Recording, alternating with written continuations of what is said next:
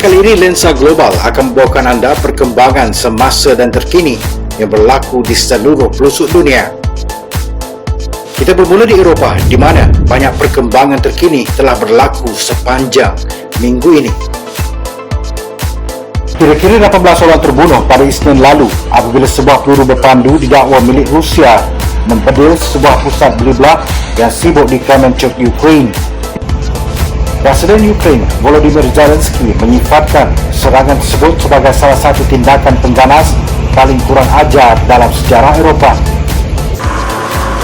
Menurut Gubernur wilayah Poltava di mana terletaknya Kremenchuk, Dmitry Lunin, angka kematian meningkat kepada 18 orang dan lebih 50 orang tercedera serta sejumlah lagi hilang.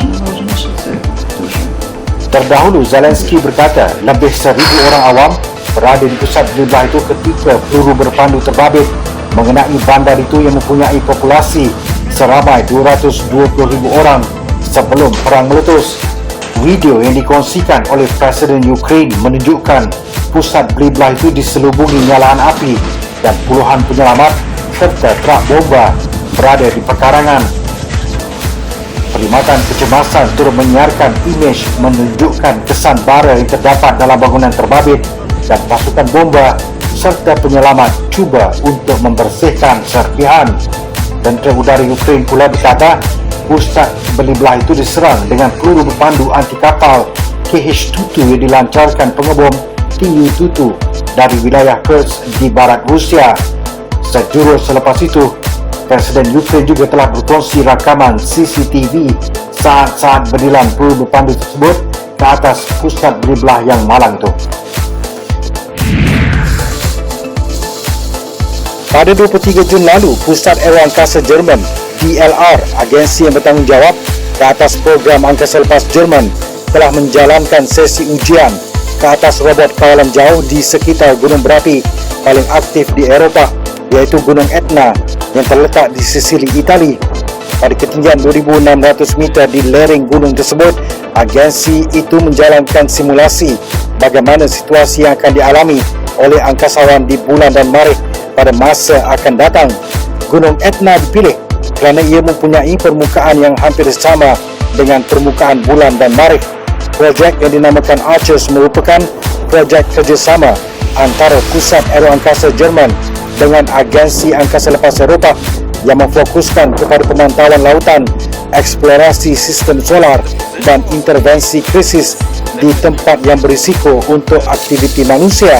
Antara fungsi robot terbabit ialah memanipulasi objek, iaitu pengumpulan sampel dan pengujian di tempat yang sama bagi sistem pertukaran data antara satu sama lain dan pusat kawalan.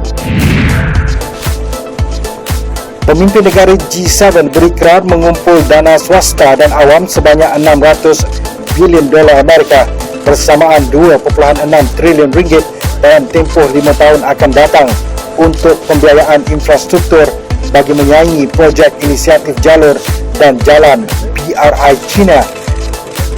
Presiden Amerika Syarikat Joe Biden dan pemimpin negara G7 lain melancarkan semula perkongsian untuk infrastruktur dan pelaburan global pada perhimpunan tahunan yang diadakan di Hotel Schloss Elmau di selatan Jerman bermula Ahad hingga Rabu lalu. Biden berkata Amerika Syarikat akan menggerakkan geran 200 bilion dolar Amerika dana persekutuan dan pelaburan swasta dalam tempoh 5 tahun. Tambah Biden, ratusan bilion dolar tambahan boleh datang daripada bank pembangunan pelbagai hala, institusi kewangan pembangunan dan dana kekayaan negara dan lain-lain. Today we officially launched the Partnership for Global Infrastructure and Investment. We collectively have dozens of projects already underway around the globe. And I'm proud to announce the United States will mobilize $200 billion in public and private.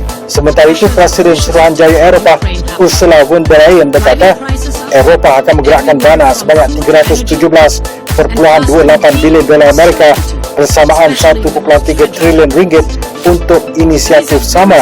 Pemimpin Itali, Kanada dan Jepun turut mengumumkan pelaksanaan beberapa rancangan, manakala pemimpin Perancis dan Britain turut menyatakan komitmen.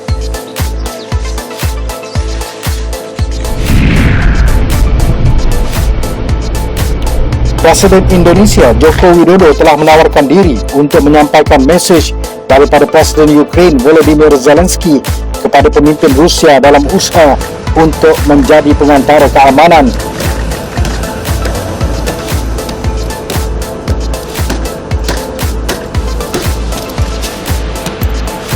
Beliau yang berada dalam rangka kerja ke Ukraine mengadakan pertemuan dengan Zelensky di Istana Mariinsky di Kiev pada Rabu. Menurut kenyataan pejabat Presiden Indonesia, Presiden itu yang juga dikenali dengan panggilan mesra Jokowi mengesahkan pendirian Indonesia dalam menghormati kedaulatan dan integriti wilayah ketika bercakap pada siaran media bersama dengan Zelensky. Walaupun masih sangat sulit dicapai, saya tetap sampaikan pentingnya penyelesaian damai dan spirit perdamaian tidak boleh pernah luntur. Dalam kaitan ini saya menawarkan diri untuk membawa pesan dari Presiden Zelensky untuk Presiden Putin yang akan saya temui segera. Jokowi bersama wanita pertama Iryana Joko Widodo termasuk Menteri Luar Retno Marsudi berkunjung ke Poland sejuru selepas pertemuan itu. Presiden dan delegasi itu dijadwalkan berlepas ke Moskow pada Khamis bagi meneruskan misi keamanannya.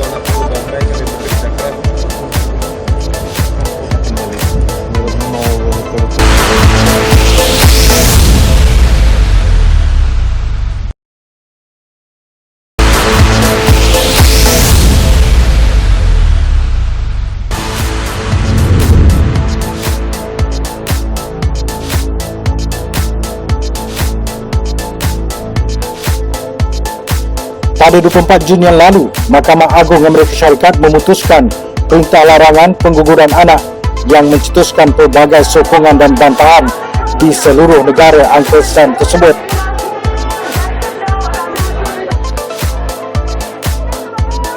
Keputusan dramatik tersebut mendapat bantahan sehingga protes dilancarkan di lebih 50 bandar di Amerika Syarikat, walaupun segelintir yang lain menyokong sepenuhnya keputusan mahkamah.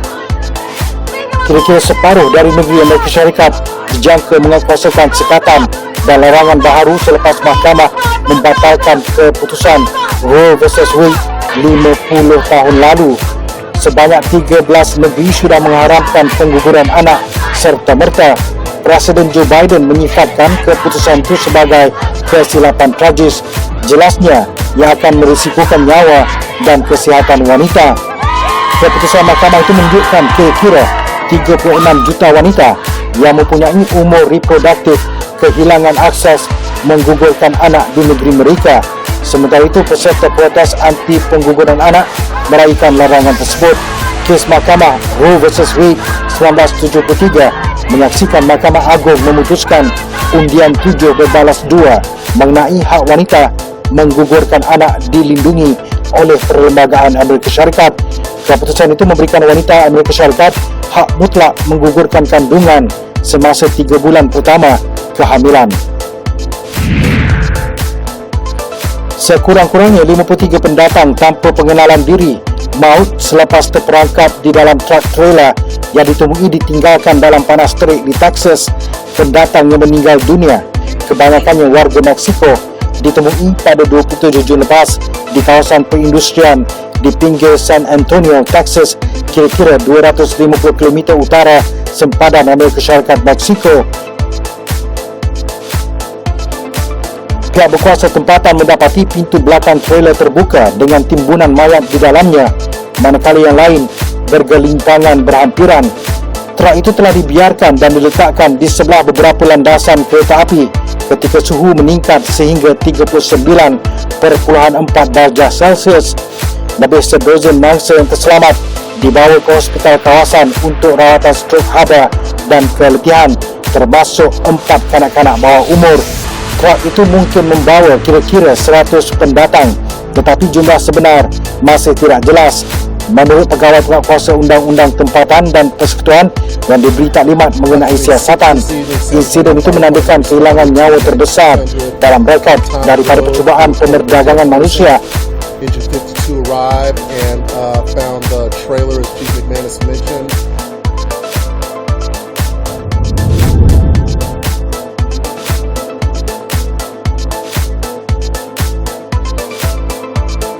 Agensi Angkasa Lepas Bermanusia CMSA China mengeluarkan kumpulan pertama gambar definisi ultra tinggi atau UHD 8K menunjukkan beberapa imej indah ruang angkasa dan bumi semasa misi angkasa Shenzhou 13 selama 6 bulan yang berjaya dicapai pada 16 April lalu. Gambar-gambar menakjubkan itu dirakam oleh angkasawan China di atas kapal angkasa Shenzhou 13 semasa misi angkasa lepas 6 bulan mereka. Pada 16 Oktober 2021, misi Shenzhou 13 menghantar kru 3 angkasawan ke modul teras stesen angkasa China untuk penginapan selama 6 bulan, tempoh paling lama dalam program angkasa lepas negara itu.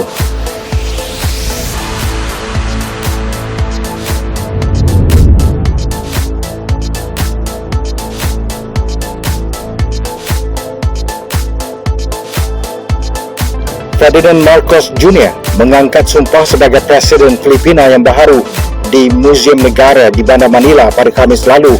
Marcos Jr. 64 tahun yang juga anak lelaki mendiang diktator Filipina Ferdinand Marcos memenangi pilihan raya bulan lalu selepas memperoleh kemenangan terbesar sejak bapanya digulingkan dalam pemberontakan popular pada 1986. Beliau menggantikan Rodrigo Duterte yang terkenal dengan kempen memerangi dadah sehingga menyebabkan ribuan pengedar dadah mati dibunuh di negara itu. Lebih 15,000 anggota polis, tentera dan pengawal pantai sudah dikerahkan di seluruh ibu negara untuk perasmian itu.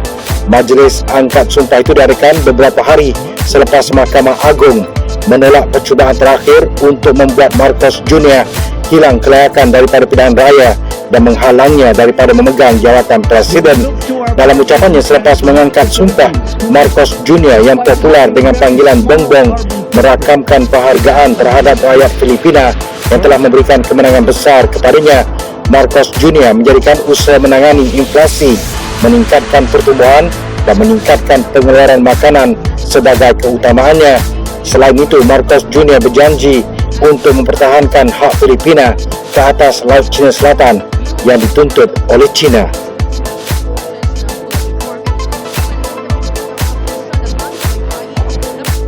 Sekian Lensa Global untuk minggu ini. Kembali lagi pada minggu hadapan di waktu yang sama, hanya di Bernama TV.